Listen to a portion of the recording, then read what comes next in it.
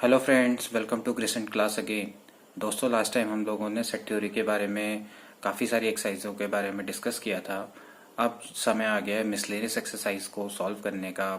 वो समय आ गया है कि जो हम अपनी नॉलेज को टेस्ट करें। तो बिना किसी वीडियो को हम स्टार्ट करते हैं।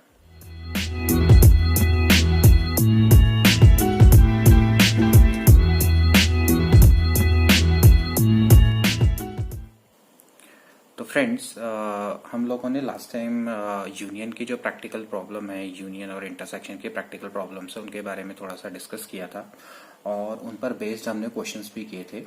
तो आज हम मिसलेनियस एक्सरसाइज को हम थोड़ा सॉल्व करेंगे, लेकिन उससे पहले मैं कुछ फैक्ट्स हैं जो मैं आपके सामने कुछ थोड़ा सा डिस्कस करना चाह रहा था, तो उसको देख लीजिए। जैसे सपोज करो ए यूनियन बी को हमने शो किया था कि ए यूनियन बी होता क्या है। ए यूनियन बी का मतलब ये होता है कि the elements which are in A और इन बी। ओके, तो डेफिनेटली यहाँ पर एक चीज है कि A must be a subset of A union B.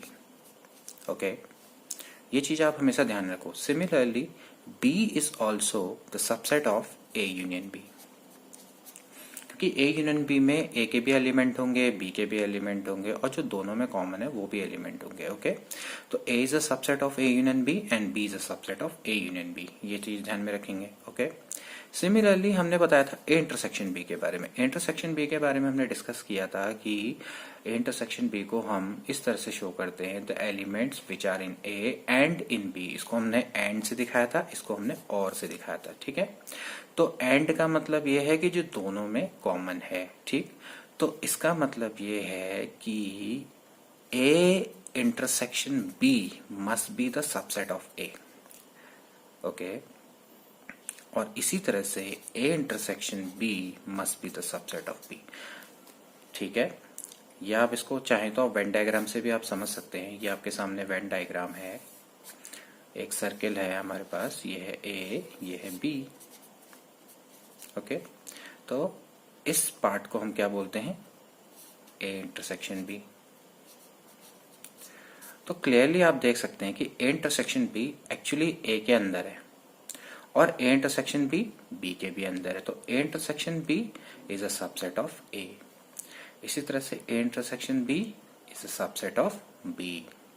Okay, now A, ये आपका टोटल पार्ट क्या है, ए यूनियन बी है। तो ए यूनियन बी के अंदर है, तो A is a subset of A union B. इसी तरह से B is a subset of A union B. Okay, I hope कि ये टॉपिक आपको क्लियर हो गया होगा। नाउ हम कुछ जो क्वेश्चंस हैं जो मिसलेनियस एक्सरसाइज में, उनको हम सॉल्व करने की कोशिश करते हैं। ओके, जैसे कि कुछ क्वेश्चंस हैं यहाँ पर मिसलेनियस एक्सरसाइज के। जैसे आपको बताना है कि decide among the following sets which sets are subset of one of another. Okay, आपको बताना है कि आपको दिया हुआ है कि A is equals to X such that X is the element of R and X satisfy X square minus 8X plus 12 is equals to 0. Okay, इसी तरह से B is equals to आपका 2, 4, 6, C is equals to है 2, 4, 6, 8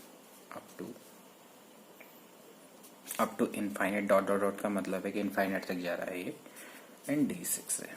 okay, तो हमारा जो काम है इसमें सबसे पहले ए को रोस्टर फॉर्म में हमें कन्वर्ट करना पड़ेगा। तो ए को रोस्टर फॉर्म में कैसे कन्वर्ट करेंगे, आपको दे रखा है कि x such that x is the element of r and x is a solution of x square minus 8x plus r। तो आप एक काम करिए, x square minus 8x plus r को सॉल्व करिए, प्लस 12 को, आई मीन टू से x square minus 8x plus 12 को आप सॉल्व करिए। तो इसको जो फैक्टर आएंगे वो आएंगे 6 2 जा होता है 12, तो ये जाएगा x माइनस 6 माइनस 2 कॉमन लेंगे तो क्या बचेगा x माइनस 6। तो x minus 2 x minus 6 is equal to 0। तो x बराबर आपके क्या हो गए 2,6। ओके, तो यानी a के अंदर जो एलिमेंट होंगे वो क्या होंगे 2,6। Now you can see that कि कौन किसका सबसेट है। तो देखो जो D है वो D ऑफ कोर्स A के अंदर आता है, तो D is a subset of A। Okay, now 246 के अंदर आता है, इसका मतलब है कि A is a subset of B। Okay, now 246 जो है वो 2468 के अंदर आता है, तो इसका मतलब है B is a subset of C। Okay. Now automatically if D is a subset of A and A is a subset of B, so D is a subset of B and similarly D is a subset of A is a subset of B and B is a subset of C, so D is a subset of C। तो हमने इसको क्या कर दिया, एक साथ लिख दिया। ओके, कभी कभार ये क्वेश्चन मल्टीपल चॉइस में भी आ जाते हैं कि इस टाइप का आपके सामने 4 ऑप्शन दिए हुए होंगे और आपने बताना होगा कि which option is right. Okay, तो आई होप कि यह क्वेश्चन आपको क्लियर हो गया होगा। Now see the question number second. इसमें in each of the following determine whether the statement is true और false. If it is true prove it, if it is false give an example. Okay, तो आपके सामने एक बड़ा अच्छा सा interesting सा क्वेश्चन है, इसको हम देख लेते हैं। क्वेश्चन नंबर सेकंड है, इसका पहला पार्ट देखते हैं कि if x is a element of A and A is the element of B, then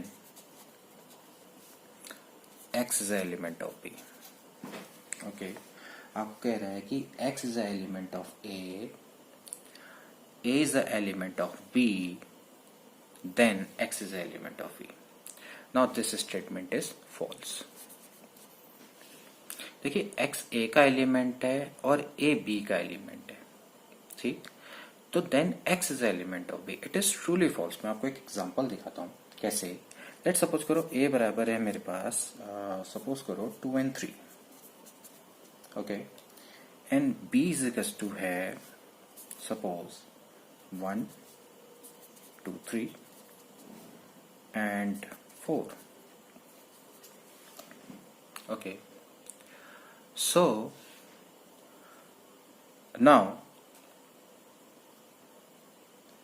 now 2, okay, now 2 is a element of A, we can clearly see that, as well as 3। okay, 2 is a element of A and A, which is actually 2 comma 3 is a element of B, we can clearly see that। okay, 2 is the element of A and A is the element of B, but 2 is not an element of B। okay, तो यहाँ पर जो statement है बड़ा important है। X is the element of A and A is the element of B, then X is the element of B, it is false। Okay, मतलब ये हमेशा ट्रू नहीं होता है, ठीक है। ये आपको, आई होप कि इस एग्जांपल से आपको समझ में आ गया होगा। Now another question, if A is a subset of B and B is a element of C, then A is a element of C। okay, again this statement is false। देखिए A is a subset of B, इसको for example मैं इसको एक question से बताता हूँ। जैसे let's suppose करो A बराबर है 3, ठीक है, एंड B बराबर है आपका 1,3। Okay, and let's C is equals to है let's suppose this is 0 1 3 and let 4। okay, now we can see that A is a subset of B, क्योंकि अगर हम इसके सबसेट बनाएंगे तो 4 सबसेट बनेंगे, तो सिंगलटन सेट होंगे 1 1 वाला 3 वाला, तो A is a subset of B, ये तो क्लियर दिख रहा है। ओके, एंड B यहां पर है, तो यानी B is a element of C,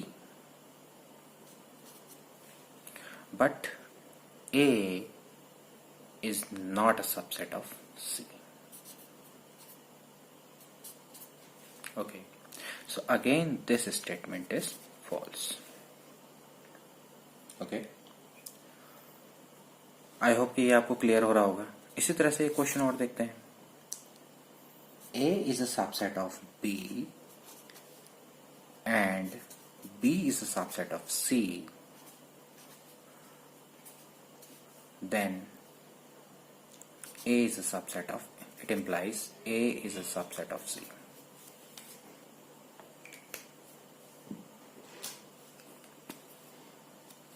Now this statement is true. इससे पहले जो हमने एग्जाम्पल किया था, उस एग्जाम्पल को अगर आप करेंगे तो आपको समझ में आ जाएगा। मैं उसको दिखा देता हूँ किस तरीके से D is a subset of A is a subset of B is a subset of C. Okay, तो यहाँ पर आप देख सकते हैं कि A B is a subset of C, D is a subset of A and A is a subset of B. तो D is a subset of A and A is a subset of B. तो जो D है वो subset है B का, साफ साफ दिख रहा है। इसी तरह से D is a subset of A is a subset of B is a subset of C, so A is a subset of C. We can check it. A is a subset of C. Okay, तो आई hope कि ये question आपको समझ में आ गया होगा। Okay, बच्चों कुछ इंटरेस्टिंग क्वेश्चन देखिए, बहुत ही अच्छा सा क्वेश्चन है। क्वेश्चन नंबर 3 है that A B C are be the set such that A union B is equals to है A union C and A intersection B is equals to है A intersection C.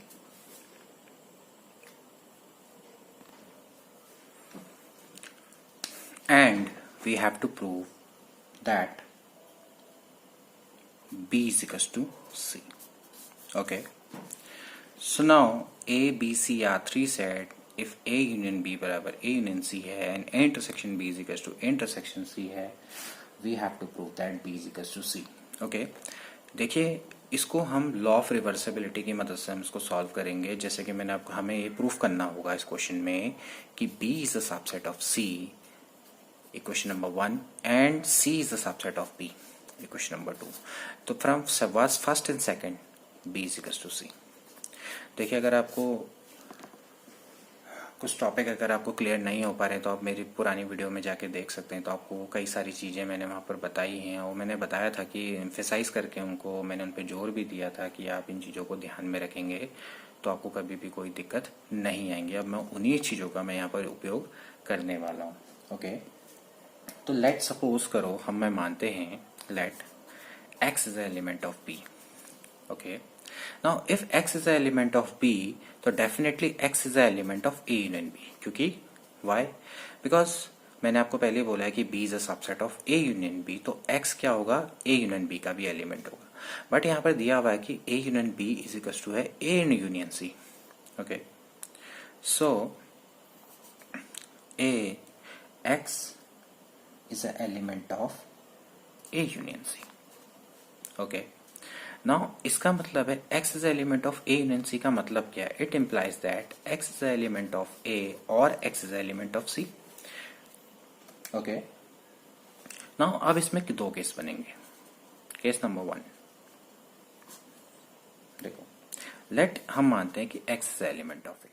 Now इसमें जो case बनेंगे, case 1 में हमें पता है कि भाई x is element of A। Let हम मानते हैं कि x is element of A and we already know that the x is element of B, so we can say that कि x is element of B and x is element of A, so x is element of A intersection B.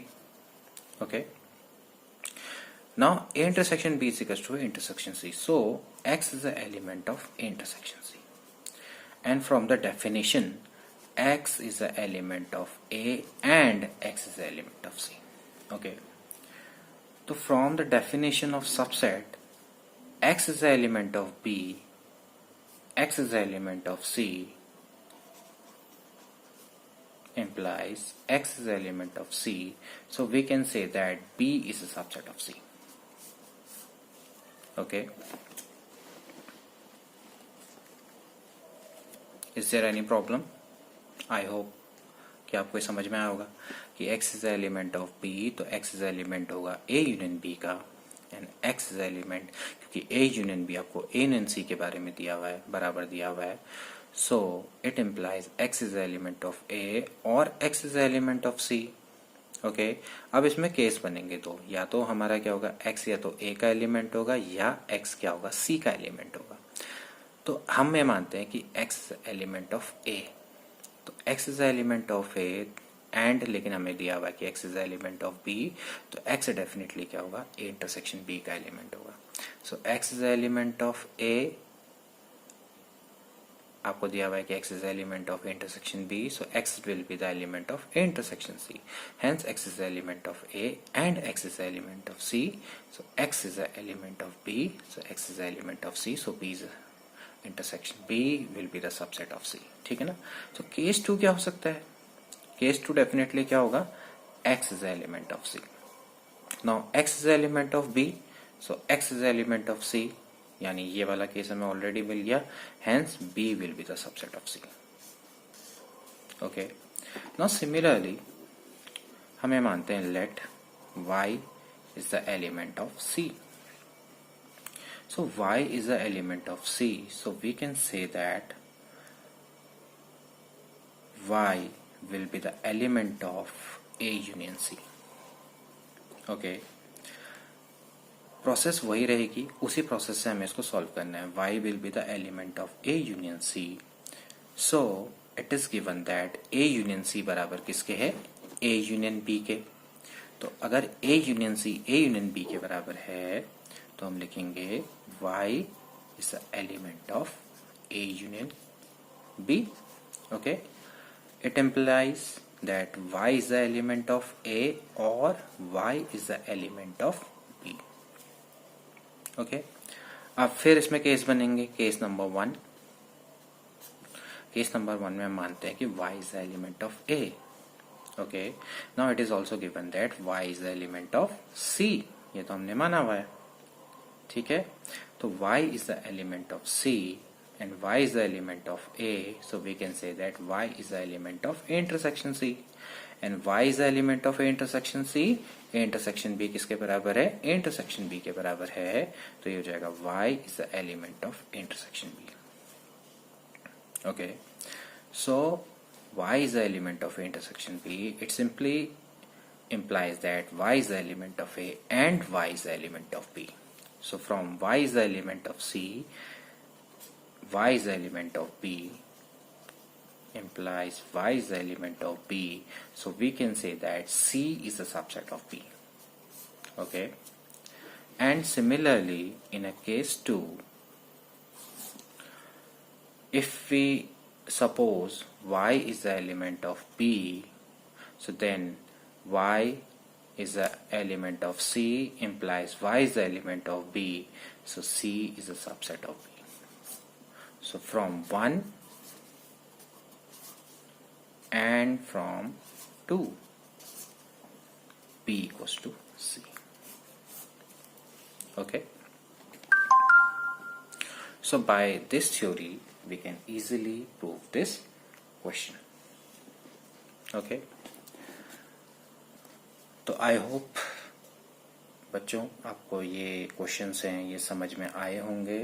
इसीलिए मैंने starting में मैंने बोला था, emphasise करके बोला था कि जो ये क्वेश्चंस हैं सबसेट्स के, जो ये बेसिक रूल हैं ये हमें आने चाहिए. जितना हमें ये क्वेश्चन बेसिक रूल आएंगे उतना ही हमारे लिए क्वेश्चन ईजी होते चले जाएंगे.